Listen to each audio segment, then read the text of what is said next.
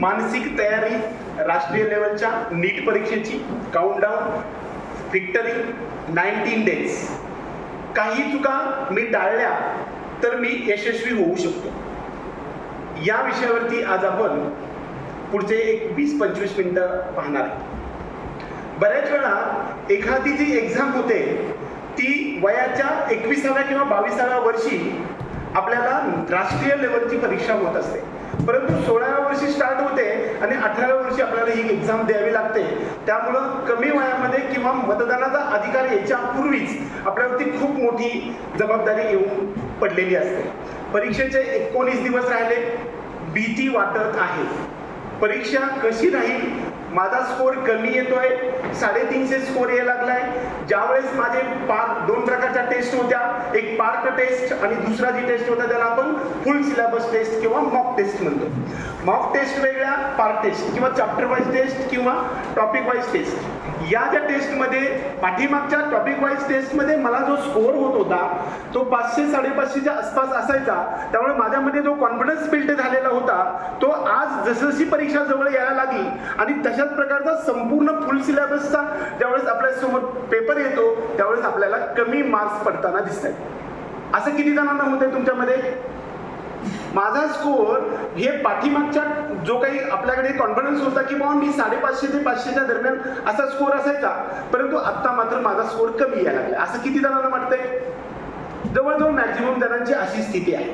कारण खूप वेळा काय होतं की एखादा टॉपिक ज्यावेळेस 2 किंवा 4 चॅप्टर्स वरती एखाद्या परीक्षा घेतो त्यावेळेस प्रत्येक लाईनवरती एक्झाम येते आणि प्रत्येक लाईनवरती परीक्षा येते. त्यावेळेस थोडा सिलेबस असल्यामुळे मॅक्झिमम स्कोर करण्यासाठी आपल्याला संधी उपलब्ध असते आणि कदाचित ती जी संधी असते तीच आपल्याला कॉन्फिडन्स बिल्डअप होण्यासाठी सुद्धा उपयोगी पडते. त्यामुळे काही नुकसान होणार 100% नाही. आत्ता मला जे सध्या मॉक टेस्ट किती झालेत आपल्या शाळेमध्ये सर? फुल सिलेबस टेस्ट किती झाले? 6-7 झाले. ह्या 6-7 सिलेबसचा म्हणजे जे काही टेस्ट झाले त्याचा आपण स्वतः ग्राफ तयार करा पहिला, बरोबर? की त्याच्यामध्ये स्कोर 350 पेक्षा खाली असणाऱ्या स्कोर असणाऱ्या विद्यार्थ्यांची संख्या हात वर करता येईल का? ठीक आहे. 500 पेक्षा जास्त मार्क्स पडणाऱ्या विद्यार्थ्यांची संख्या काय? 500 पेक्षा जास्त मार्क्स पडणाऱ्या विद्यार्थ्यांची संख्या 1 आहे. ठीक आहे, 2 आहे, असेल 5-10 असतील. आता आपल्याकडे जो स्कोर येणार आहे तो 400, 450, 550, 520 अशा प्रकारचा. बऱ्याच वेळा एखादा कन्सेप्ट ज्यावेळेस शोधतो तो आपण आपल्या सर्वांचं उद्दिष्ट काय असतं की मला महाराष्ट्रातलं एक गव्हर्नमेंटचं MBBS मेडिकल कॉलेज मिळावं किंवा इंजिनिअरिंग कॉलेज मिळावं, बरोबर? हाच उद्देश असतो का नाही? मग आपल्याला त्याच्यासाठी किती स्कोर पाहिजे असतो? तर एक महाराष्ट्रामधलं लास्ट म्हणजे ऐतिहासिकरित्या जे कट ऑफ वाढलेला आहे तो 2023 मध्ये हे 581 गव्हर्नमेंटचा कट ऑफ आहे आणि प्रायव्हेटचा जो कट ऑफ आहे की ज्याला 5 ते 6 लाख रुपये फीज असते त्याचा जो कट ऑफ आहे तो आपल्याला 523 आहे. म्हणजे आपण आता पहिल्यांदा टार्गेट एकच ठेवू की आपल्याला MBBSला ऍडमिशन घ्यायचं आहे. जर कदाचित मार्क्स कमी पडले तर आपण त्यानंतरचा विचार काउन्सिलिंग प्रक्रियेमध्ये होणाऱ्या 3-4 महिन्यामध्ये 100% करूया आणि त्यानुसार आपण त्या गोष्टी पाहू. सध्या आपण काय करायचं की स्कोर जो आहे तो आपला कसा वाढवता येऊ शकतो. बऱ्याच वेळा एखादा पेपर घेऊन आता देऊन घरी आल्यानंतर आपण टिक करून घरी घेऊन जातो, बरोबर? त्यानंतर आपल्याला आन्सर की 5 ते 10 मिनिटात आपल्या म्हणजे ऑनलाईन असेल किंवा ऑफलाईन स्वरूपामध्ये तुम्हाला आन्सर की दिली जाते. मग आन्सर की मध्ये तुम्ही चेक किती वेळात करता? तुम्ही परीक्षा दिल्यानंतर 1 तासाभरात तुम्ही फ्रेश वगैरे होऊन हे करता आणि स्कोर आपल्याकडे येतो. नंतर ते आन्सर की जे चेक करता त्याच्या पूर्वी तुम्हाला एक टॉपिक सांगू शकतो की बाबा कदाचित सगळ्यात तुम्हाला अवघड कोणता वाटतो टॉपिक? फिजिक्स, बरोबर? बायोलॉजीला 300 पेक्षा जास्त मार्क्स पडतील असं किती जणांना वाटतंय? आता किती पडू दे? हातवर का बिंदास जास्त हातवरून द्या. आपलं टार्गेट तरी मोठं असलं पाहिजे. सर्वात मोठी गोष्ट अशी आहे, खाली हात करा, सर्वात मोठी गोष्ट असं आहे की हाय ड्रीम्स असले पाहिजे. छोटं ड्रीम ठेवणं हा गुन्हा आहे. आपण सर्वात मोठं ड्रीम असलं पाहिजे आणि त्याच्यासाठी टाइम डुप्लिकेशन केलं पाहिजे. आपल्या जो 24 तासाचा वेळ आहे तो डुप्लिकेट करून मॅक्झिमम पिरियड आपण कॉन्सन्ट्रेट करून आपल्या टार्गेटकडे गोल अचीव करण्याकडे लक्ष दिलं तर 100% यश आपल्या पलीकडे जाणार नाही. बघा, जुन्या काळी काही गोष्टी सांगितल्या जातात की सती सावित्री वडाच्या झाडाखाली सत्यवान खाली येतो आणि त्यानंतर त्याचा मृत्यू होतो आणि सती सावित्री जाते आणि त्याला यमाच्या दारातून परत आणते. ही गोष्ट जरी दंतकथा वाटली असली तर आपण जिद्दी असलं पाहिजे आणि आपण जर पराजय होणारच नाही असा जर कन्सेप्ट मनाशी असेल तर 100% पुढची गोष्ट कोणतीही असू दे, देव सुद्धा आपल्यासोबत पराजय पत्करायला तयार असतो. त्यामुळं पहिल्यांदा मनाची खुंकूट बांधली पाहिजे की आपण विजयी होण्याचे साठीचे जो कन्सेप्ट आहे तो माझा कुणीही हिरावून घेणार नाही. त्यामुळं मी 100% मिशन 720 आजचा विषय काय घेऊया आपण, मिशन 720 म्हणजे मोहीम 720. प्रत्येकाला इकडून यापासून ते शेवटच्या लाईन पर्यंत प्रत्येक विद्यार्थ्याला 720 मार्क्स पडायला पाहिजे. बघा किती मोठं टार्गेट ठेवलंय आपण ज्यावेळेस मोठं टार्गेट ठेवेल त्यावेळेस आपली दिशा, त्याचबरोबर आपला मार्ग, आपले प्रयत्न, चिकाटी, जिद्द आणि त्याच्यापुढे जाण्याची जी आपली मानसिकता आहे ह्या मानसिकतेवरती परिणाम होतो आणि आपलं टार्गेट जवळजवळ यायला लागत असतं. मग बघा आपण सर्वांना पेपर, आज किती वाजता पेपर होता, 2 वाजता पेपर होता. रॅन्डमली पेपर हा नेहमीचा जो पेपर आहे तो 2 वाजता चालू होतोय 5 मेला आणि 5:20 संपणार आहे. बऱ्यापैकी तशाच प्रकारचं क्लायमेटमध्ये आपण पेपर द्यायचे, म्हणजे शाळेमध्ये असू द्या किंवा मॉकटेस्ट आपण घरी द्यायला लागलो असो. म्हणजे काय होईल की त्याच क्लायमेटमध्ये आपण पेपर द्यायला लागेल. ओके, मग आपला जो स्कोर आलेला आहे तो 5:20 घराच्या बाहेर पडलो, टेस्ट चेक केला, 6 वाजता चेक केल्यानंतर माझा स्कोर कुणाचा 350 आला, कुणाचा 600 आला, कुणाचा 450 आला, कुणाचा 530 आला. परंतु हे सर्व इथून पुढे होणाऱ्या पुढच्या 19 दिवसामध्ये जर आपण बघायला गेलं तर ती फायनल तर परीक्षा आपल्याला पुढेच आहे.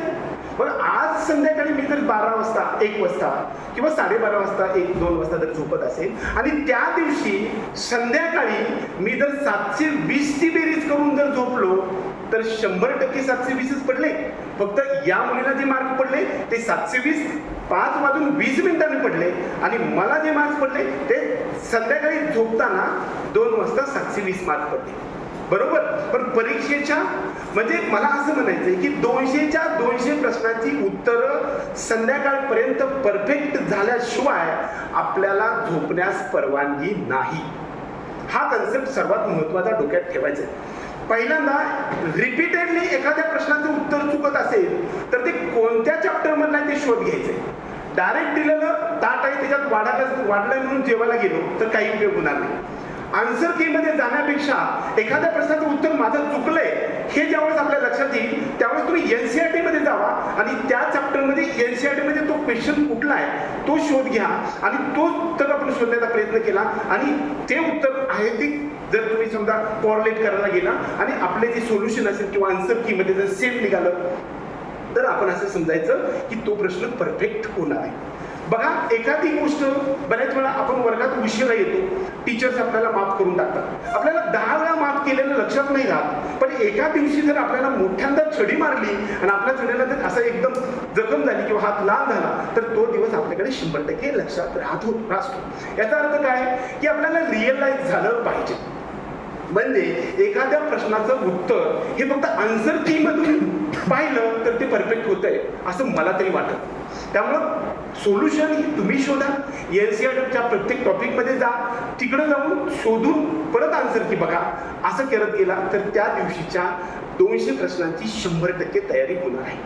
आज इथून पुढे राहिलेले 19 दिवस आहेत.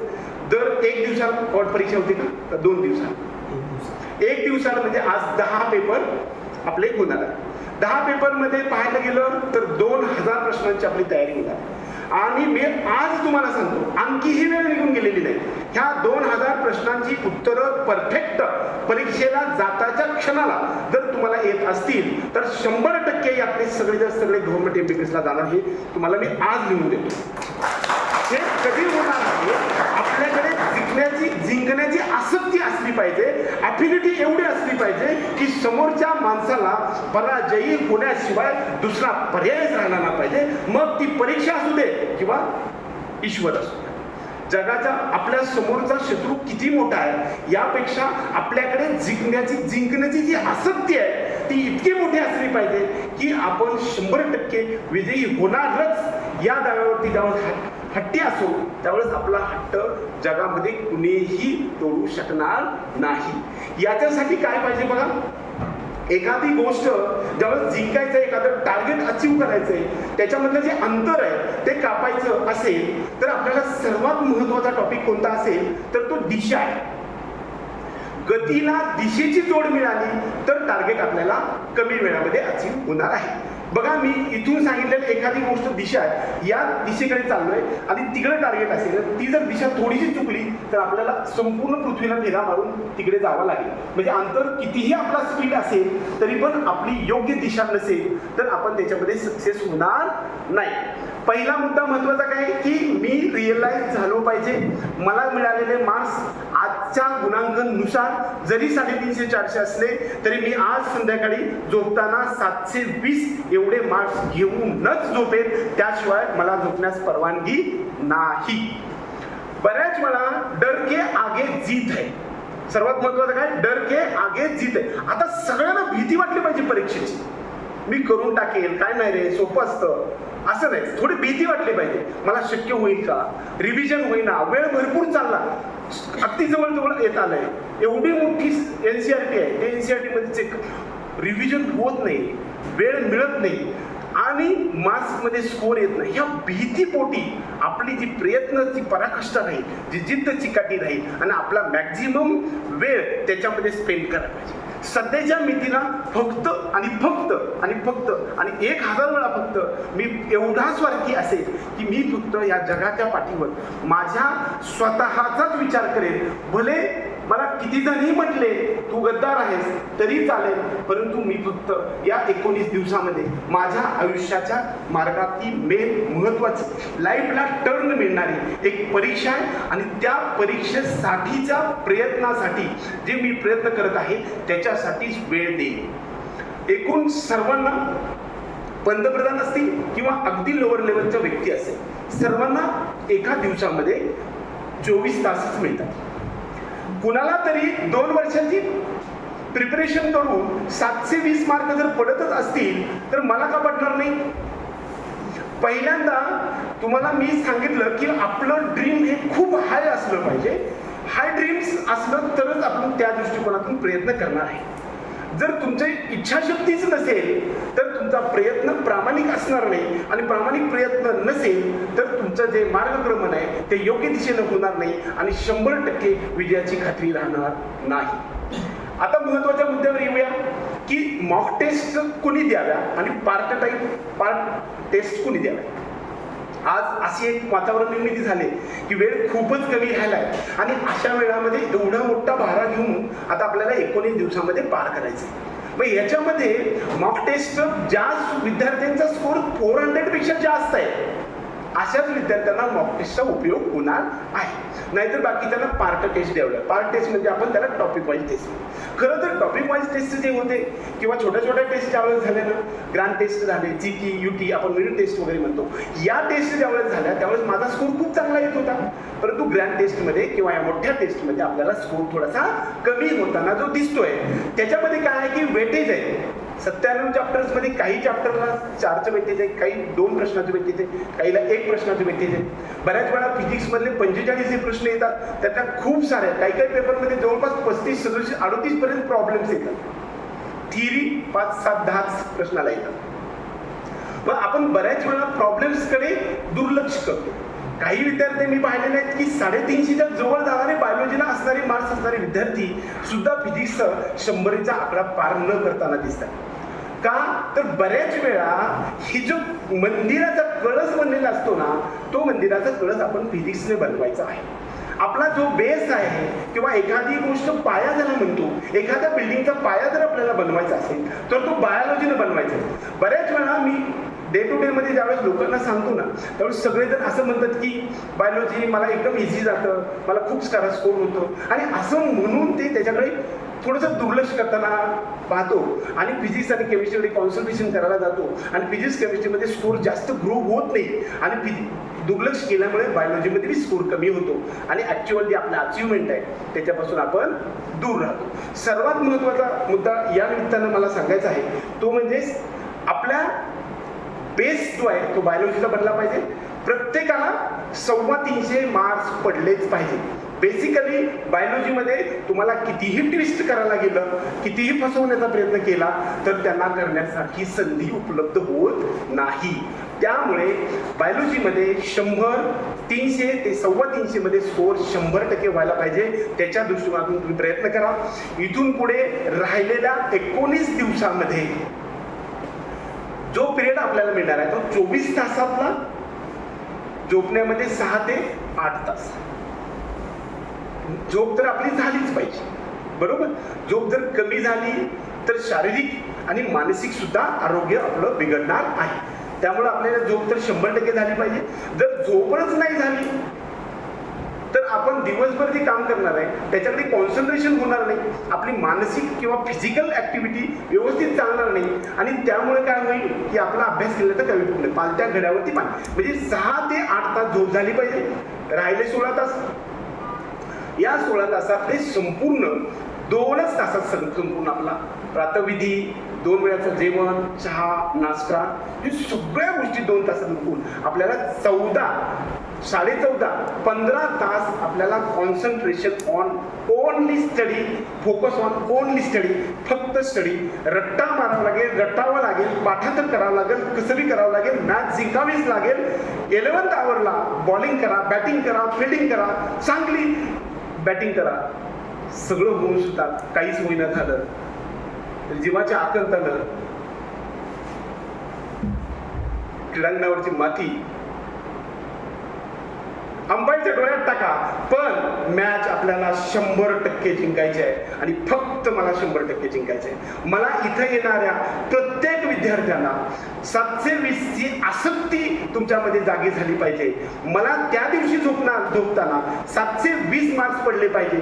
अशा 200 प्रश्नांचे 10 सरांनी सांगितले, पाठीमागचे सोडून द्या. राहिलेल्या 10 टेस्टमध्ये जर मी 2000 प्रश्नांचं जर 100% सोल्युशन बघितलं तर 100% तुमचं सिलेक्शन होता राहणार नाही. एक दुसरा महत्वाचा मुद्दा, भारत देशाच्या पाठीवरती अशा प्रकारचं एक कॉलेज आहे की जे आज आपल्या महाराष्ट्रामध्ये स्थित आहे. बऱ्याच वेळा ह्या सगळ्या गोष्टी किंवा हा जो पॅटर्न आलाय त्याचा जनक ज्याला म्हणतो ते म्हणजे राजर्षी शाहू महाविद्यालय लातूर.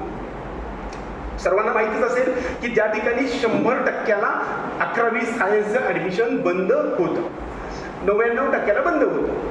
या ठिकाणी दरवर्षी MBBSच्या government, AIIMS, JIPMER, private medical कॉलेजेसमध्ये जाणाऱ्यांची संख्या सर्वात कमी गेल्या 40 वर्षामध्ये 650 एवढी आहे आणि हायेस्ट संख्या 1100 एका वर्षीची सांगत आहे. एवढी मोठ्या संख्येनं ज्या ठिकाणी पॅटर्न राबवला जातो त्या पॅटर्नला शाहू पॅटर्न किंवा लातूर पॅटर्न जो म्हटलाय तो पॅटर्न सगळ्या भारत देशाने अजमावला. आज जो तुमचा पेपर येतोय तो शाहू पॅटर्न आलाय, लातूर पॅटर्न आलेला आहे. वास्तविक पाहता NCERTच्या बाहेर एकही प्रश्न येत नाही. फक्त आणि फक्त NCERT करायचे. प्रत्येक लाईन टू लाईन पाठ पाहिजे. सध्याच्या मितीला जे असणारा 19 दिवसामध्ये NCERT फुल पाठ झाली पाहिजे. आता सध्यापर्यंत रिपीटेडली एखाद्या प्रश्नाचं उत्तर एखाद्या चॅप्टरवरचं येत असेल अशा प्रकारच्या चॅप्टरची एक लिस्ट काढा. त्या चॅप्टर मधल्या जवळपास 10 वेळा जो प्रश्न मला विचारलेला होता त्यामध्ये 8 ते 9 वेळा मला आलाच नाही. तो चॅप्टर ओमिटच करून टाका. आता वेळच राहिला नाही. खरं तर मी ओमिट करायला कधी सांगत नाही, परंतु आपल्याकडे पिरियडच खूप कमी राहिलाय. त्यामुळं आता त्याच्याकडे लक्ष देण्यापेक्षा सोप्या गोष्टी तुमच्या हातातून निघून जाईल आणि तुमचं जे टार्गेट आहे ते 581चं हे टार्गेट होण्यासाठी अडचण येऊ शकते. सर्वात महत्वाचं काय आपण घ्यायचं बघा की आपल्या शेजारी क्लायमेट निर्मिती करा. आपल्याला एक किंवा 2 कमीत कमी 3 आणि जास्तीत जास्त 4 मित्र किंवा मैत्रिणी असल्या पाहिजे की ज्यांनी डिस्कशन केलं पाहिजे. आपल्याकडे पिरियड कमी राहिलाय. एका चॅप्टर दिले आणि सर्वांनी 1 तासाभरात जर समजा एकमेकांचं डिस्कशन करत गेलं तर डिस्कशननं अभ्यास चांगला होतो. बघा ही कॉम्पिटिटिव्ह एक्झाम आहे, सगळेच पास झाले म्हणणारी आपली जी काही परीक्षा पद्धती आहे की 10वी मध्ये आपण मार्क पडले आणि सर्वच पास झाले, त्याही पलीकडे जाऊन हे मागं खेचायचं कुणाला, मी किती जणांच्या पुढे जाईल ही बनवणारी परीक्षा आहे. म्हणजे शेजारची मैत्रिणी सुद्धा आपली तसं बघायला गेलं तर शत्रूच आहे. म्हणजे ती पुढे असली तर ती आपल्याला अडचणीत आणणार आहे उद्या. पण तरी सुद्धा ज्ञान दिल्याने वाढते. फक्त एकच गोष्ट जगाच्या पाठीवर अशी आहे की ज्ञान दिल्याने वाढते, बाकीची सर्व गोष्ट दिल्याने कमी होते, परंतु ज्ञान कमी होत नाही, वाढतं. एखादी गोष्ट शेजाऱ्याला सांगा, शेजाऱ्याच्याकडून ऐकून घ्या आणि आत्मसात करण्याचा प्रयत्न करा. डिस्कशनकडे लक्ष द्या. Concentration on revision. प्रत्येक दिवसाला कमीत कमी फिजिक्सकडे 6 तास गेले पाहिजे, केमिस्ट्रीसाठी 4.5 तास गेले पाहिजे, बॉटनी आणि झुलॉजी या 2 विषयाला 6 तास गेले पाहिजे. याच्यामधला थोडाफार पिरियड आपण इकडे तिकडे करू शकतो. जेवण करताना अभ्यास करायला पाहिजे, बाथरूममध्ये जाताना सुद्धा अभ्यास केला पाहिजे. आपली रूमच्या शेजारचं ॲटमॉस्फिअर बनलं गेलं पाहिजे. एकदा प्रश्न चुकला ना, एकदा माझ्या मॉक टेस्टमध्ये प्रश्नाचं उत्तर चुकलं, ते उद्यापासून कधीही चुकलं नाही पाहिजे.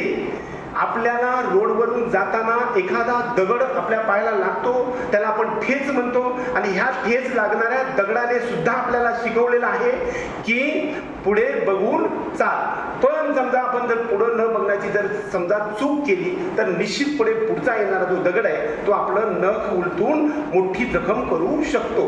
म्हणजे आजच्या प्रश्नाचं उत्तर मला आज मॉक टेस्ट देत असताना जर येत नसेल तर त्याची तयारी जर 100% असणाऱ्या पुढच्या 19 दिवसामध्ये केली तर आलेल्या परीक्षेला त्या प्रश्नामध्ये आज जरी मला येत नसलं तरी 20व्या दिवशी मला 100% येणार आहे. आणि मला 19 दिवस अगोदर ह्या सरांनी मला जागं केलं, त्याच्याबद्दल तुम्ही कृतज्ञता बाळगा. जगातला सर्वात सर्वश्रेष्ठ व्यक्ती देव कोण आहे तर आपले टीचर, पेरेंट्स आणि आपले सद्विवेक बुद्धीचे मित्र, की जे आपल्याला पुढे प्रोत्साहन देणारे असे मित्रमैत्रिणी जे असतात, त्याचबरोबर पेरेंट्स असतात. बऱ्याच वेळा मी कोणती तरी मोठमोठी शिखरे पादाक्रांत करून विजय मिळवला तर खरं पाहता शिक्षकांना एक विद्यार्थीच असतो, त्यांना काय मिळत असेल, परंतु आपण शिक्षकांप्रती कृतज्ञता बाळगली पाहिजे. कृतज्ञतेमध्ये आपल्या बॉडीमध्ये इलेक्ट्रोलाइट्स डेव्हलप होतात आणि हा इलेक्ट्रोलाइट्स आपल्याला 100% पॉझिटिव्ह एनर्जी निर्माण करतात, आपले पॉझिटिव्ह माइंडसेट तयार करतो आणि 100% आपण विजयाकडे आगेकूच करायला मदत होते. आपल्या शिक्षकालाच येत नाही हा श्रद्धा डोक्यातून काढून टाका. बऱ्याच वेळा कोणताही टीचर आपला परफेक्ट करण्याकडे प्रयत्न असतो. एखादी मुलगी नेहमी एखादा मुलगा नेहमी डाऊट विचारण्यासाठी माझ्याकडे येत आहे असं वाटल्यानंतर टीचरला भीती वाटली पाहिजे किंवा ह्याचे डाऊट्स मला सोडवता जमतील किंवा नाही. हे सर्व आपल्या स्वतःसाठी. हे सर्व शिक्षक तुमच्यासारखे हजारो शिक्षक किंवा पाखरे येतील आणि निघून पण जातील, परंतु ज्यावेळेस तुम्हाला प्रत्यक्ष त्याच्यामधून यश मिळेल त्यावेळेस शिक्षकांना काय, एक विद्यार्थीच आहे पण माझ्यासाठी माझं संपूर्ण आयुष्य हे एकमेव 100% प्रॉफिटाचं असणार असं असतं. त्यामुळे शिक्षकांमधलं, पेरेंट्समधलं, आपल्या हितचिंतकांमधलं नातं दृढ आणि कृतज्ञता ठेवून त्यांच्याकडून मॅक्झिमम आपल्या आयुष्यामध्ये उपयोग करण्याचा प्रयत्न 100% केला पाहिजे. पहिली गोष्ट पॉझिटिव्ह माइंडसेट असला पाहिजे. एखादी फिजिकल ऍक्टिव्हिटी ज्यावेळेस सुरू होते ना त्यावेळेस ती आपल्या मनामध्ये पॉझिटिव्हिटी तयार झाली पाहिजे. बरोबर, सकाळी ज्यावेळेस आपण उठल्या सांगितलं की तुम्हाला माहितच नव्हतं समजा, पण आज सकाळी जर सांगितलं असतं की आज एक व्याख्यान होणार आहे तर घरातून, आता तुम्ही घरात नाहीच इथेच आहे समजा, पण तुम्ही ज्यावेळेस घरातून निघता त्यावेळेस तुमच्या डोक्यामध्ये पहिल्यांदा प्रक्रिया सुरू होते की मी एका व्याख्यानाला किंवा एखाद्या प्रक्रियेला जाणार आहे आणि त्यानंतर आपलं शरीर, हात, पाय त्या दिशेनं प्रयत्न करतं. म्हणजे कोणतीही प्रक्रिया सुरू होण्याच्या अगोदर ती आपल्या मनात पूर्ण झाली पाहिजे आणि तशा प्रकारचा माइंडसेट घेऊन जर त्या उद्देशाने पुढे गेला तरच तुम्ही विजयी होणार आहे. पहिल्यांदा एखाद्या इलेक्शनला उभा राहण्यासाठी, त्याचा फॉर्म भरण्यासाठी अगोदर आपल्या डोक्यात माइंडसेट ठेवा की आज सकाळी मी जाईल आणि सगळ्या गावातले वाजंत्रीवाले बोलवेल, बँडवाले बोलवेल आणि मी 100% हे आता जी काही 2 दिवसांनी 4 दिवसांनी होणारा जो लोकसभेचं इलेक्शन आहे त्याच्यामध्ये मी खासदार होईल म्हणून पहिल्यांदा मिरवणूक करा. पिक्चर बघतो का नाही आपण, पाठीमागे जातो नंतर बॅक येतो, तसं पहिल्यांदा मी एखाद्या MBBS किंवा JEEच्या इंजिनिअरिंग कॉलेजमध्ये ॲडमिशन घेतलेलं पहिल्या डोक्यात कन्सेप्ट ठेवा. आज सकाळी उठून मी एका गव्हर्नमेंट मेडिकल कॉलेजेसमध्ये, एम्स, जिपमर सारख्या कॉलेजेसमध्ये मी जाईन आणि ॲडमिशन घेणार आहे, हा माइंडसेट ज्यावेळेस पहिल्या डोक्यात होईल, त्याच दृष्टिकोनातून आपल्या डोक्यामध्ये तशा प्रकारचा पॉझिटिव्ह एनर्जी तयार होईल आणि त्या दृष्टिकोनातून करण्याचा आपला प्रयत्न होईल. आणि हे प्रयत्न झाल्यानंतर प्रत्येक ॲक्टिव्हिटी, प्रत्येक मिनिटाची, सेकंदाची त्या दृष्टिकोनातून आपल्या मनामध्ये तयार होईल आणि आपलं टार्गेट जवळ येण्यास मदत होईल. बऱ्याच वेळा पॉझिटिव्ह मोटिवेशन देण्याच्या पलीकडे जाऊन मला वाटतं की आपण हा व्याख्यानाच्या टॉपिकमध्ये आता एक मध्ये बाण घालूया की एखाद्या गोष्टीवरती कॉन्सन्ट्रेट करायचंय मला, तर ते कोणत्या गोष्टीवरती करायला पाहिजे असं कुठंतरी विद्यार्थ्यातून आलं तर ते बरं नाही. म्हणजे मला स्कोअर होत नाही, माझ्या लक्षात राहत नाही, रिव्हिजन कंप्लीट होत नाही, मॉक टेस्ट लगेच येते, चुकलेलं लक्षात येत नाही, अशा काय प्रकारचं काही सांगता येतील का प्रश्न? मला प्रश्न तुम्हाला आला तर छान वाटेल, नाहीतर की अन्याय व्हायला लागला ना.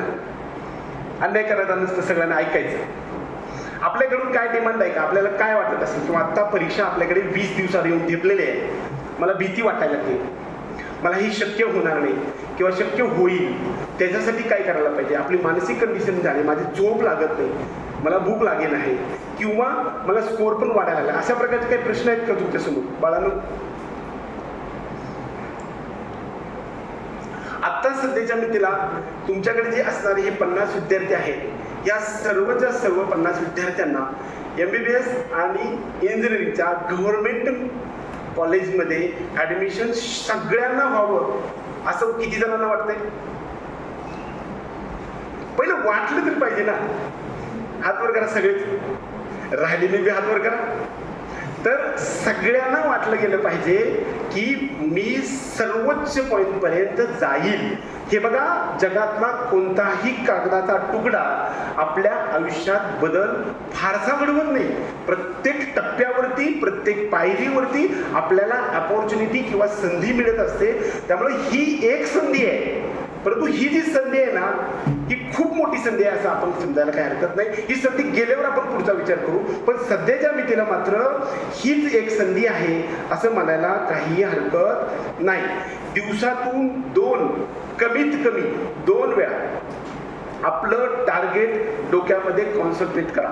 मला MBBSला जायचंय, वेड्यासारखं म्हटलं पाहिजे.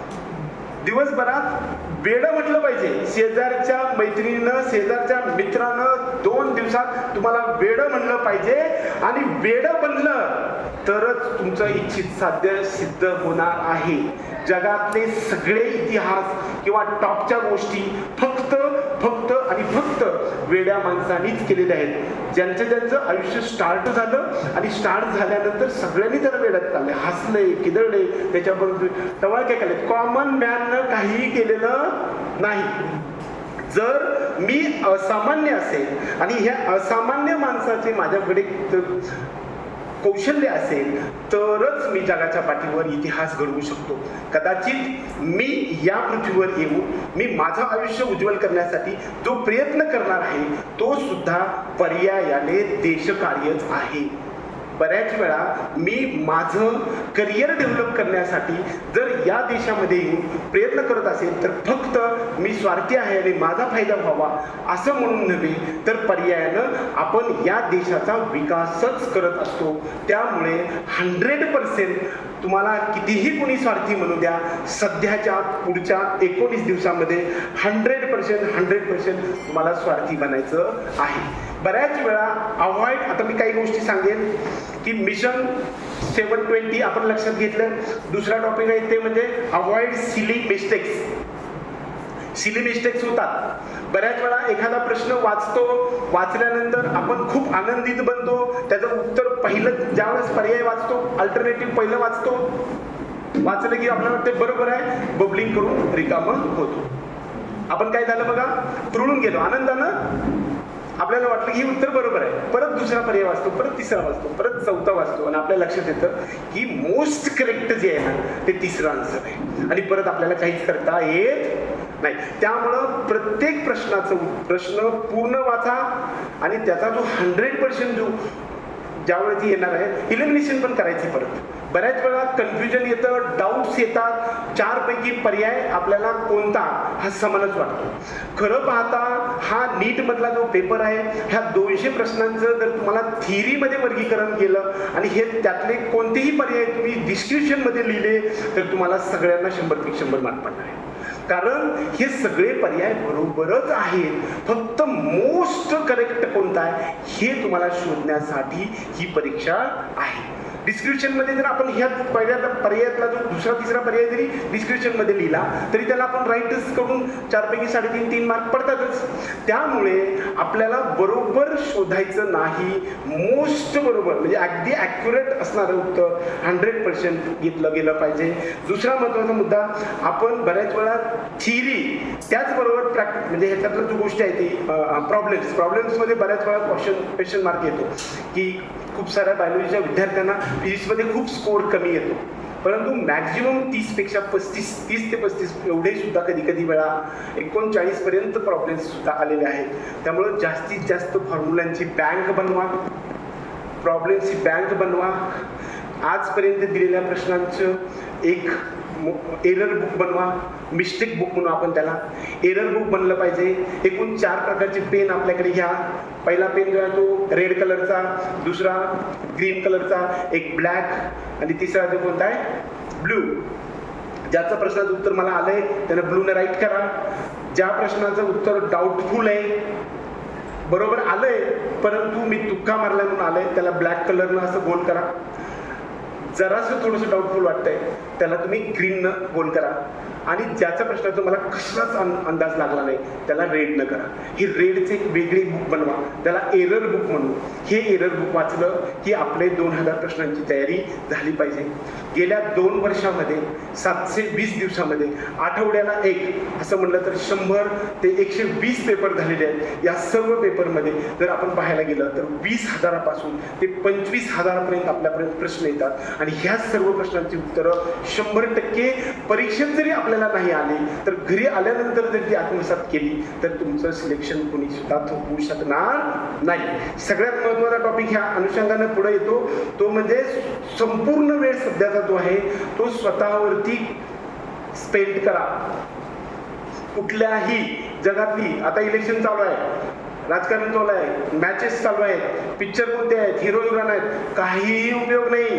ह्या सगळ्या गोष्टी आपल्याला मागं खेचणार आहेत. सोशल मीडिया हा शत्रू आहे, सर्वात मोठा शत्रू. अगोदर जुन्या काळी शत्रू चाल करून यायचा, युद्ध करून घ्यायचे, दानागोटा घेऊन यायचा, धनुष्यबाण घेऊन यायचे, बंदूक घेऊन यायचा. आता शत्रू आपल्या घराच्या शेजारीच आहे, आपल्या खिशातच आहे, प्रत्येक मिनिटाला आपल्याला शत्रुत्व आहे, आपला वेळ वायफळ घालतो. सर्वात मोठा जगाच्या पाठीवर गोष्ट आणि प्रेसियस आणि मौल्यवान गोष्ट कोणती असेल तर सोनं, हिरा, चांदी, पैसा नसून वेळ ही गोष्ट आहे. आणि ती वेळ आपण कुठंही स्पेंड करता कामा नये. 100% स्वार्थी बना. फक्त आणि फक्त माझा राहिलेला वेळ माझ्या स्वतःसाठीच देईल, इतरांना देण्याचा माझा काहीही संबंध नाही. कारण यासाठी सर्व काही गोष्टी आजपर्यंत मी पाहत आलो आणि इतरांसाठी करत आलो, त्याचा मला काही उपयोग होणार नाही. आत्ताच्या मितीला मी फक्त आणि फक्त स्वार्थी बनेल आणि माझ्या स्वतःवरतीच लक्ष देईल. स्वप्नांच्या वर इमानदार राहा, स्वप्नांच्यासाठी इमानदार राहा. कोसो दूर दुनियेला ठेवा, या दुनियेदोरलाच कोसो दूर ठेवा. बाकी सर्वांनी तुम्हाला गद्दार म्हणलं तरी चालेल या दिवसात, पण आपल्या टार्गेटची आपण प्रामाणिक राहा. आपल्याला जे मिळणारे टार्गेट आहे ते 100% देण्यासाठी प्रयत्न केले राहा. आजचा दिवस काल उगवला आणि उद्या उगवणार आहे आणि आजचं अशाच प्रकारच्या गोष्टी होत गेला. रोजचा पेपर गेला आणि तसाच होऊन गेला आणि आलेल्या प्रश्नामध्ये आज लागलेली ठेच पुढे आपल्याला ज्ञानामध्ये रूपांतर झालं पाहिजे. एखादं ज्ञान आपल्याला ज्यावेळेस मिळतं त्याच्यासाठी आपल्या अगोदरच्या कितीतरी पिढ्याने खूप काही त्याच्यामध्ये गमावलेलं असतं. आपले ज्यावेळेस शास्त्रज्ञांनी शोध लावताना एखादी गोष्ट माहिती होण्यासाठी त्यांना स्वतःचा जीव गमावा लागला होता.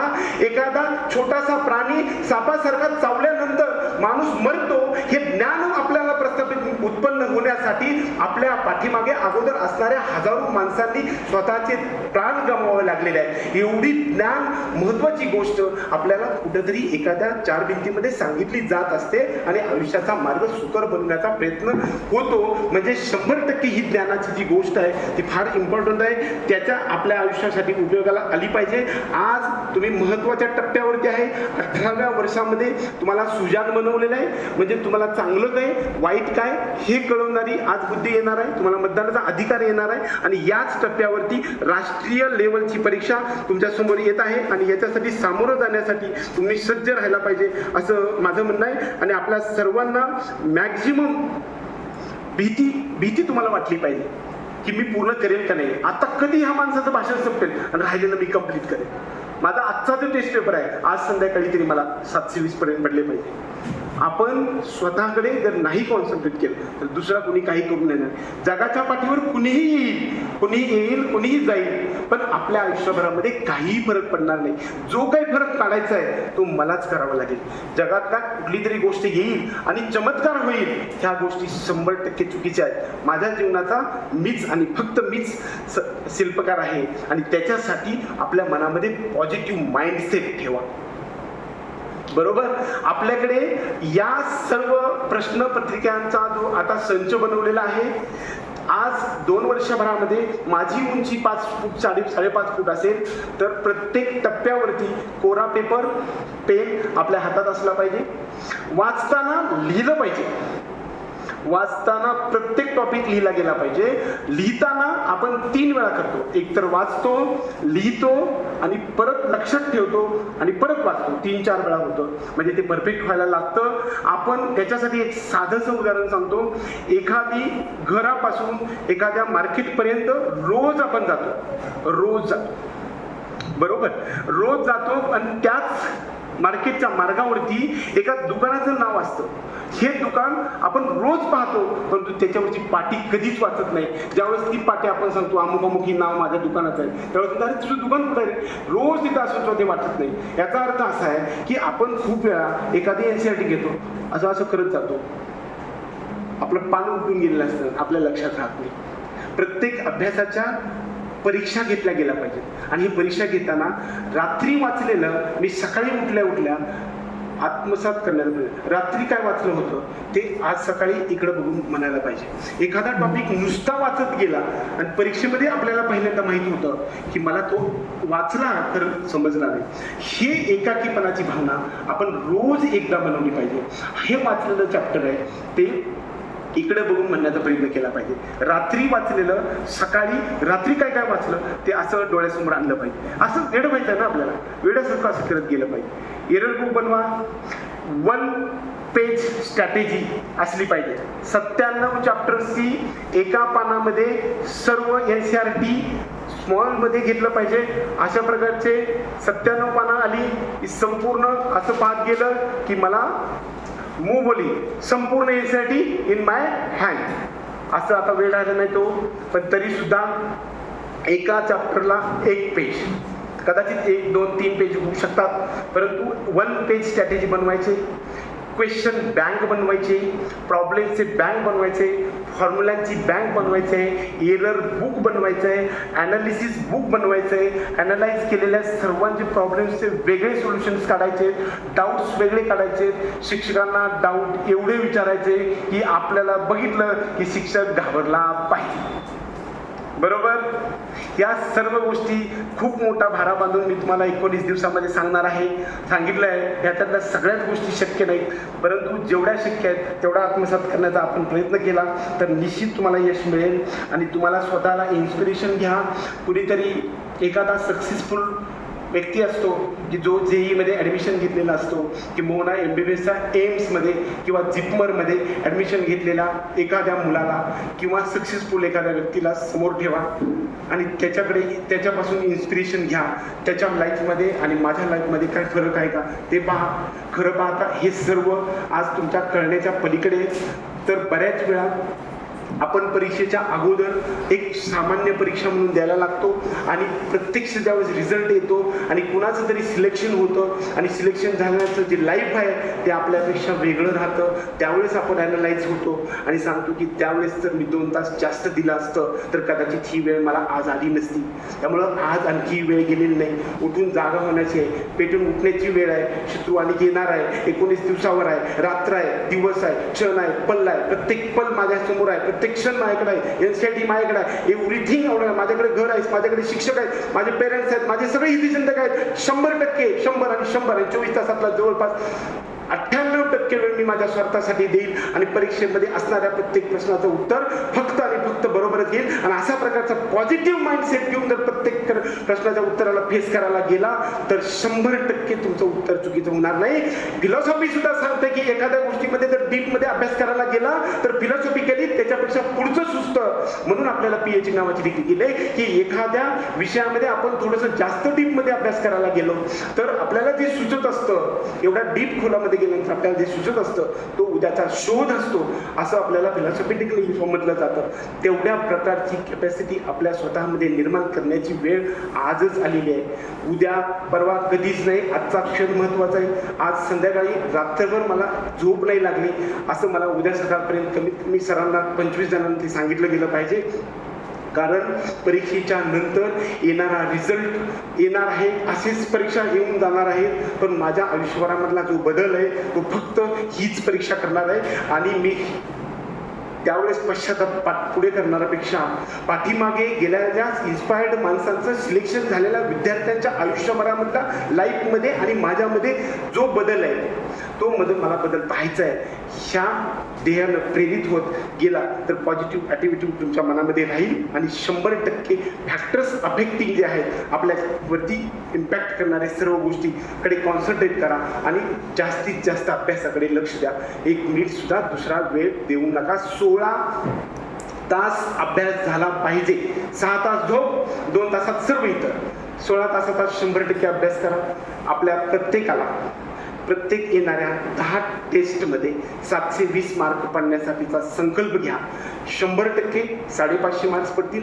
जे विद्यार्थी नीटची परीक्षा देणार आहेत अशा सर्व विद्यार्थ्यांना 100% 550 पेक्षा जास्त मार्क्स पडायला काही हरकत नाही. आत्ता मी आल्यापासून अगदी खूपच कमी वेळ आपल्या शाळेमध्ये मला घालवायला मिळाला तर मी पाहिलं तर शैक्षणिक वातावरणही कॉम्पॅक्ट आहे. एखादी गोष्ट खूप छान पद्धतीने रिप्रेझेंट ज्यावेळेस करायला जातो त्यावेळेस एखादा निश्चित इफेक्टिव्ह किंवा आउटस्टँडिंग परफॉर्मन्स सुद्धा आपल्याकडून सिद्ध होण्यासाठीचा एक क्लायमेट निर्मित केला, ॲटमॉस्फिअर म्हणतो. अशा प्रकारचं ॲटमॉस्फिअर आपल्याला इकडे आहे. पाठीमागचा वेळ थोडासा आपल्याकडून गेला असला तरी सुद्धा आजही जागा व्हायला हरकत नाही. आणि 100% आपली संख्या ही इतरांच्या जगातल्या सिलेक्शनच्या होणाऱ्याच्या लिस्टमध्ये जास्त असली पाहिजे. पर्यायानं हे सर्व माझ्या स्वतःसाठीच, माझ्या पेरेंट्ससाठी एवढंच नव्हे तर माझ्या शाळेसाठी, माझ्या शिक्षकांनी दिलेल्या सगळं ज्ञान त्यांनी दिवस माझ्यासाठी जो वेचलेला आहे ह्या डिवोशनसाठी मी प्रयत्न करेन. याचा अर्थ माझ्या आयुष्याचाच निश्चित उपयोग होईल असं नाही, तर पर्यायानं देशकार्यसुद्धा मी करतोय. मी माझा उद्धार करून घेतला म्हणजे फक्त स्वार्थी आणि मी स्वतः असं नाही झालं, तर ते पर्यायानं देशकार्य सुद्धा असतं याच्याबद्दल माझा 100% विश्वास आहे. त्यामुळं तुम्ही सक्सेसफुल झाला तरी सुद्धा देशाचं कार्य करतात याच्याबद्दल 100% लक्षात ठेवायला काही हरकत नाही. तुम्ही डिस्कशनवरती या. फुल सिलेबसच्या मधील जे काही टॉपिक आहेत आपल्याला आता ओमिट करायची वेळ आलेली आहे, त्याचं मला 5 वेळा 10 वेळा चुकले ते सोडून द्या, राहिलेले परफेक्ट करा. प्रेस्टचा प्रश्न आता ज्यावेळेस परीक्षा येते पहिला प्रश्न पाहतो, उत्तर येत नाही, माझा अभ्यास पूर्ण झाला आहे, काही काळजी करू नका. पहिल्या प्रश्नाचा दुसऱ्या प्रश्नाशी काही संबंध नाही. आपल्यामधलं डिप्रेशन निर्माण झालं नाही पाहिजे. पहिल्या प्रश्नाचं उत्तर मला आलं नाही, दुसरे प्रश्न राहिलेले 179 माझेच आहेत आणि राहिलेल्या प्रश्नामध्ये माझे 179च्या माझ्या बरोबर येणार आहेत आणि 715 मार्क मला मिळणार आहेत. फक्त माझा एकच प्रश्न चुकणार आहे. या कॉन्फिडन्सने तुम्ही फेस करायला जा.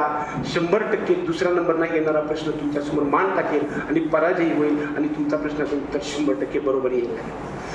एखाद्या गोष्टीचा इम्पॅक्ट तुमच्यावरती होऊ देऊ नका. खूप चांगले मार्क्स पडले तर तो पेपर सोपा होता.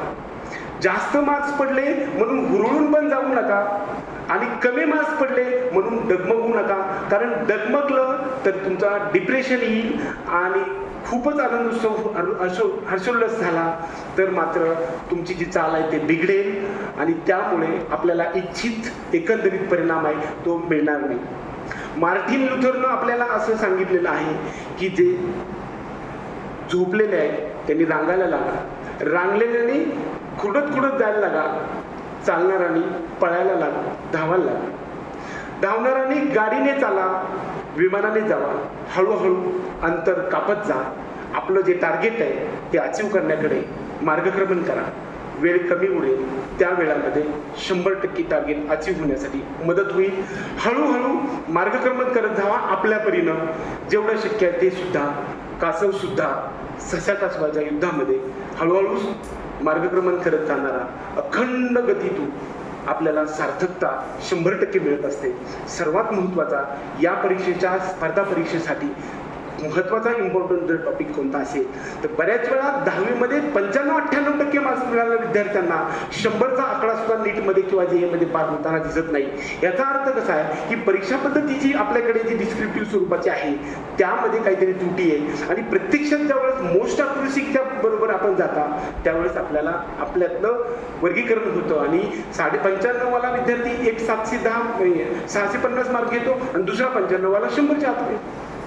त्यामुळे लक्षात घ्यायचं आहे की हे ॲनालिसिस करायला गेलं पाहिजे. आपल्या 2 वर्षामध्ये प्रॅक्टिस लिहिलेलं जे आपलं झेरॉक्स पेपर आहे ते लिहिलेला पेपर आपल्या उंची एवढा झाला पाहिजे, एवढी प्रॅक्टिस झाली पाहिजे. जगात कुठलाही चमत्कार होत नसतो. जो चमत्कार होतो तो प्रयत्नांच्या जोरावर होतो आणि आपण का प्रयत्न करायचा नाही? अपंग लोक सुद्धा प्रयत्न करतात तर मी का प्रयत्न करायचा नाही? माझ्याकडे सगळे उपलब्ध साधनं असताना सुद्धा मला का प्रयत्न करता येणार नाही? याच्यावरती तुम्ही कॉन्सन्ट्रेशन करा. बऱ्याच वेळा आपल्यामध्ये असणाऱ्या चुका आत्मसात करा, आपल्याला येणार जे येत नाही त्याच्याकडे कॉन्सन्ट्रेट करा. तुम्ही सगळ्या गोष्टीकडे आज शिक्षकांना शिकून सगळ्या गोष्टी घेतलेल्या आहेत. ज्या प्रश्नांचं उत्तर आलेलं आहे त्यापेक्षा जास्त महत्त्वाचं जे प्रश्नाचं उत्तर मला आलं नाही ते तुमचं जास्त परफेक्ट झालं पाहिजे, हे लक्षात ठेवा. आजच्या प्रश्नाचं उत्तर मला जे आलं नाही, इथून पुढे 20 दिवसांनी परीक्षा आहे, माझ्याकडे भरपूर वेळ आहे, आजचा पेपर फायनलला येणार आहे, त्यामुळे ते मला 5 मार्काचं डॅमेज मूल्य आहे त्याचं. प्रत्यक्षात जरी 4 मार्क असले तरी ते मला 5 मार्क डॅमेज करून जाणार आहे. त्यामुळं तो प्रश्न मला आज संध्याकाळपर्यंत सोडून त्याचं उत्तर बरोबर आलं पाहिजे. मिशन 720 कडे कॉन्सन्ट्रेट करा.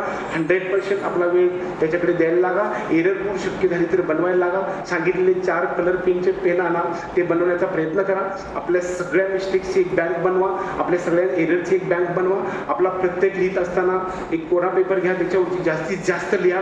लिहिण्याचा असा गठ्ठा झाला पाहिजे. रद्दीच्या पैशामध्ये आपलं MBBSचं ॲडमिशन झालं पाहिजे, एवढी रद्दी आपल्याकडे जमा झाली पाहिजे आणि त्याच्याकडे आपण कॉन्सन्ट्रेट करा.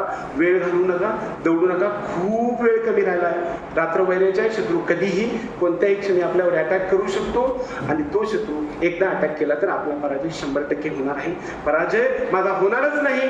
फक्त आणि फक्त मी जन्म जो घेतला या पृथ्वीवरती विजयी होण्यासाठी आणि उद्या परवा नाही आजच आणि उद्या नाही आजच विजयी होणार आहे. ह्या संकल्प घेऊन आज आपण एक नवी उमेद आणि भरारी घेऊन आपल्या आयुष्यातले मोठी शिखरे पादाक्रांत करण्यासाठी आपण सर्वजण सज्ज होऊ आणि आपल्या सर्व विद्यार्थी त्याचबरोबर पालक आणि या सर्व संकुलमध्ये असणारे शिक्षक त्यांचे वृंद आणि जीवाचा पान करून संपूर्ण आयुष्यातला वेळ देऊन आपल्यासाठी आपल्या करिअरचा मार्ग सुकर बनवण्यासाठी प्रयत्न करणाऱ्या सर्व शिक्षक वृंदांनी केलेली पराकाष्ठा गेल्या 2 वर्षापासूनची फळाला फुलाला यावी आणि तुम्ही मोठी शिखरे पादाक्रांत करावी अशा प्रकारचा जो काही आशावाद मी आमच्या करिअर मेकिंग गायडन्सच्या टीमतर्फे आपल्या सर्व विद्यार्थी आणि पालकांना आणि या परिसरातील सर्व प्रयत्न करणाऱ्या सर्व शिक्षकांना देऊन आपण हा जो टॉपिक आहे तो संपवण्याच्या मार्गाकडे जाऊ. बऱ्याच वेळा तुमच्याकडून काही प्रश्न येतील असं वाटत होतं. तर मी एक शेवटचा मुद्दा तुम्हाला सांगेन की माझी कॅपॅसिटी किती आहे हे मलाच माहीत नसते. मी संपवणार आहे. माझी कॅपॅसिटी खरंच माझी किती आहे हे मला माहीत नसतं. म्हणून मी त्याचा एक कार्यशाळा घेतो. बऱ्याच वेळा तुम्ही सगळेजण आल्यानंतर मी कोरा पेपर सर्वांना देतो. कोऱ्या पेपरच्या वेळेस अगोदर सांगितलेलं असतं की तुमचं स्वतःचं नाव लिहा. नाव लिहिल्यानंतर मला एक स्टॉपवॉच इथं ठेवतो आणि त्या स्टॉपवॉचमध्ये तुम्हाला 1 मिनिटाचा वेळ दिला जाईल आणि राईट हे साईन, असं राईट हे साईन आहे ते मी किती वेळा लिहू शकतो 1 मिनिटामध्ये हे अगोदर तुम्ही लिहून ठेवायचं. हा प्रयोग मी केला बऱ्याच वेळा. काही जणांनी 100, काही जणांनी 80, काही जणांनी 150, काही जणांनी 125 अशा प्रकारचे लिहिलं. तो पेपर आपल्या शेजाऱ्याकडे दिला. शेजाऱ्याकडे दिल्यानंतर चेक करायला लावला आणि प्रत्यक्षात 1 मिनिट स्टॉपवॉच लावल्यानंतर दिलेल्या 1 मिनिटानंतर तुम्ही राईट हे साईन किती वेळा बघायला गेला तर तुम्ही लिहिलेल्या अंकापेक्षा तो 10, 20, 30, 50 पटीने जास्त होता. म्हणजे माझी कॅपॅसिटी काय आहे हे मला कदाचित माहीत नसते, परंतु त्याहीपेक्षा प्रत्यक्षात मला ईश्वराने दिलेली जी कॅपॅसिटी आहे हे निश्चित जास्त असते. फक्त ती वापरण्यासाठी मी कुठेतरी कमी पडलो होतो असंच त्यावेळेस वाटतं. त्यामुळे माझ्याकडे सर्व काही स्किल आहे, सर्व उपलब्ध साधन आहे.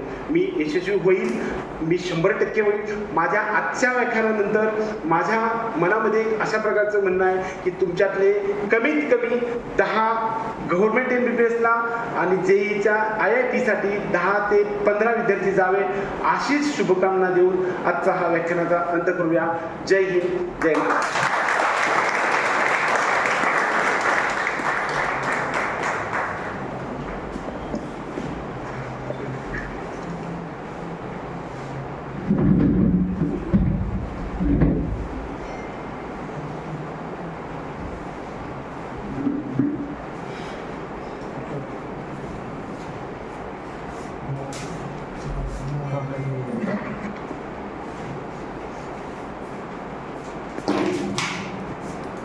प्रश्न असेल तर येऊ द्या.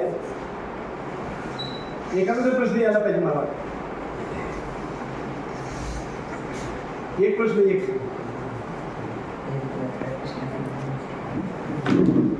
तूच बरोबर आहे राईट. एक प्रश्न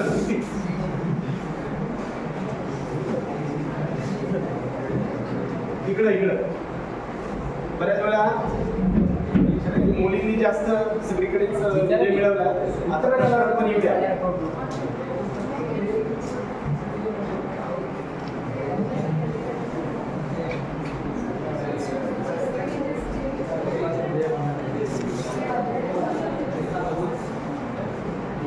सातशे 20 पैकी 550 पेक्षा जास्त मार्क्स पडण्यासाठी तुम्हाला काही प्रश्न वाटते का?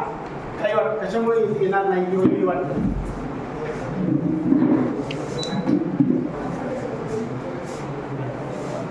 इगल पक्ष असतो, इगल त्याला आपण काय म्हणतो, गरुड म्हणतो. हे स्वतःचे पंख छाटून घेतो. कशासाठी? नवीन भरारी घेण्यासाठी. कालपर्यंतचे माझे जुने पंख मी छाटून घेणार आहे, उद्यापासून मी मोठी भरारी घेणार आहे आणि 100% पुढच्या 20 दिवसामध्ये आकाशामध्ये झेप घेणार. बरोबर? प्रत्येकाने इगल पक्षाप्रमाणे काम करायचं. इथून पुढे राहिलेल्या 1 मिनिट सुद्धा वायपर जाऊ देऊ नये.